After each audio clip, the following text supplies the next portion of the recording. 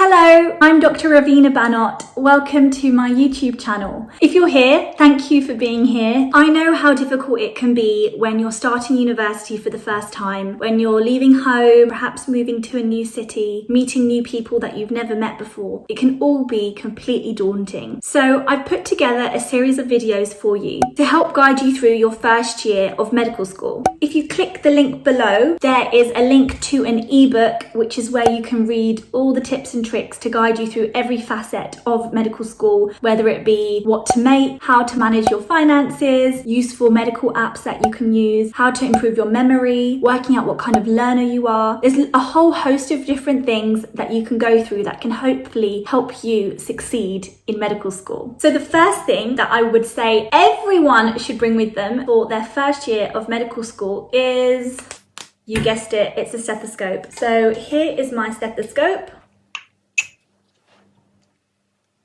Stethoscope is a Littmann stethoscope. You'll find as you join medical school, most people's stethoscopes are from Littmann. I'm not quite sure why. I think they are a very trusted brand. I think they are reliable, and I haven't been paid to say that. If you don't want to get a Littmann stethoscope just yet, maybe you want to wait to see if you'll need one straight away, or perhaps you can wait until your clinical years. You can get a cheaper one from Amazon, from medical stores. They do cheaper stethoscopes that are less than 100 quid, even less than 60 quid. Number two, the second thing I tell you to get is stationery. Stationery is so underrated, but I guarantee you will need it. Whether it's anatomy diagrams that you want to annotate, or lecture notes that you want to scribble over, or just some simple revision notes that you want to color code, stationery is what you need. Depending on what kind of learner you are, and I do have a video on this coming up, will determine how much stationery and what kind of stationery you need. If you like to write all your notes, you'll probably need quite big files, hole punches, as well as staplers to keep all your notes together. You may want some dividers as well so that you can separate each module. If you prefer to type up your note, you may prefer stationery like a daily planner, a highlighter for when you're going through clinical papers or a lot of text, and also for exams because you can highlight the key information. Another great investment in terms of stationery is blue tack. So when you move into your new university halls, they've probably been there for years, pretty disgusting. Blue tack's also a great thing for you to use to put up some photos that you may have brought from home, or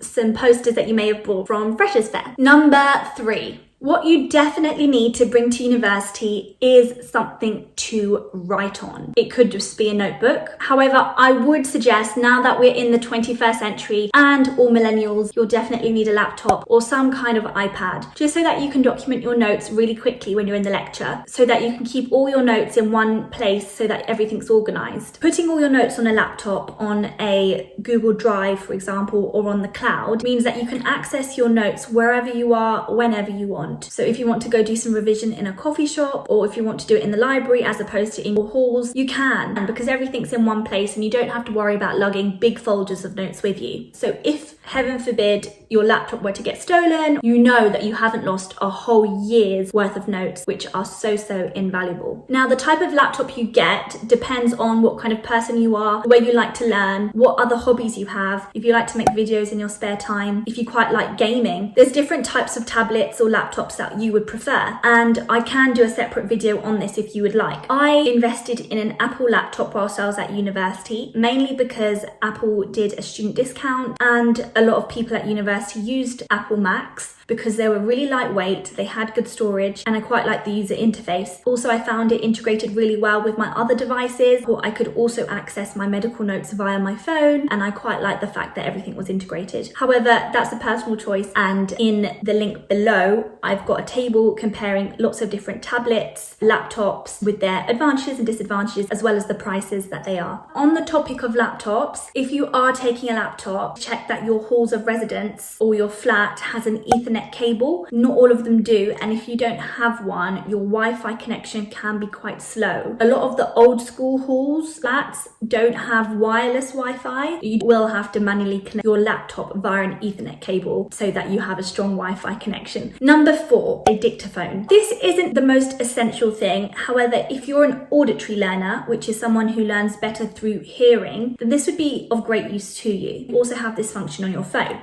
that you can use to record all your lectures. If you're someone who prefers to review lectures in your spare time through listening as opposed to going through sheets and sheets of paper or watching a video online. If you're someone that prefers visual learning, a lot of lectures are recorded. You can watch the lecture back from the comfort of your own home. Number 5, if you're starting medical school in London, you will most definitely need a rail card and an Oyster card. As a student working or living in London, you can apply for a 16 to 25 Oyster card, which allows you to have 1/3 off travel when you're traveling in off-peak times. If you go onto the TfL website, there's lots of more information on this. You can also download apps like Google Maps, City Mapper and the Tube Map. I'd also advise to download Uber or a local cab company app so that you always have a way to get around, especially if it's late at night and there's not very many travel options. If you're starting university outside of London, it could be a good idea to get a rail card or a travel card because they can help you to move between cities quite easily and at a cheaper cost. Some cities and some towns are more cycle towns, so it may be a good idea to even buy a bicycle. This may be an expensive investment at first, but in the long term it will save you loads of money because you won't be paying regular bus fares or train fares. For cities like Oxford, Cambridge and London, bicycles are a great idea and a really quick, easy way to get around. Number 6 is bedroom essentials. Some of the rooms can be pretty disgusting, so I would suggest bringing some home decorations, maybe some fairy lights, some photos that you can stick up with some string and some pegs. You can get some ideas from Pinterest if you're interested in some home decorating. Not all rooms come with duvets, pillows, bed sheets and quilt covers, seeing as the rooms are pretty dull already. You could also bring a nice blanket or a rug to add a little bit of luxury to your room. If your room's an ensuite, you may also want to bring a shower mat and a toilet rug. If you're someone who likes to sit in bed and do some bedtime reading, make sure you bring a reading lamp. Not all rooms have adequate light. They may just have one light bulb from the ceiling, but they may not have smaller lamps. You could create a nice atmosphere and have some mood lighting if you brought your own bedroom lamp or reading lamp. Now, depending on what kind of person you are, you may like to just stay in your room for most of the day and not socialise with your flatmates.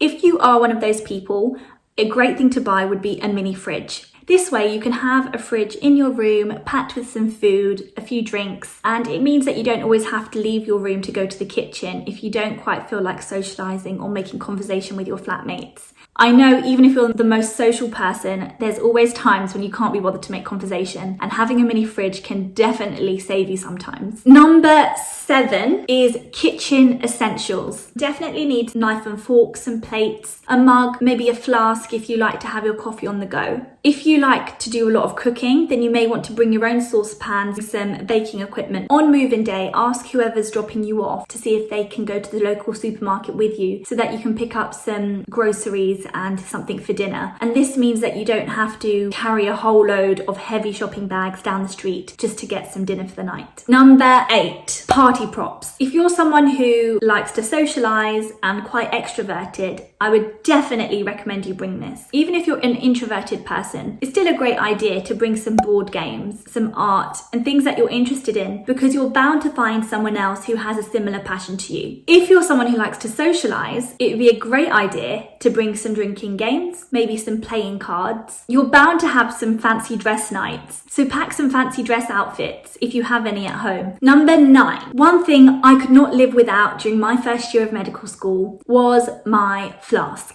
I love drinking tea and coffee when I need it, especially in the morning when I'm half asleep and on my way to lectures and just haven't had enough time to grab some breakfast. With flasks, there's so many different types you can get. There's pretty ones, there's camping ones, there's ugly ones. Ultimately, all you want is one that's leak-proof and not going to make your tea go cold. I've got a list of some of the best flasks that I've used in the link below, so hopefully you can find that useful. Not only did I invest in a really good flask, but I also invested in a really good water bottle. This is something that I didn't actually get when I was in my first year, but got in my third year of university, because then I realised actually I don't drink very much water at all, when really you should be drinking at least 2 to 3 litres a day. Having a water bottle on me all the time meant that I could have sips during lectures. I've also got a list of water bottles that I would recommend in the list below. Number 10, books. Beg, borrow, and possibly steal, no, just joking, don't steal, any medical books that you can get your hands on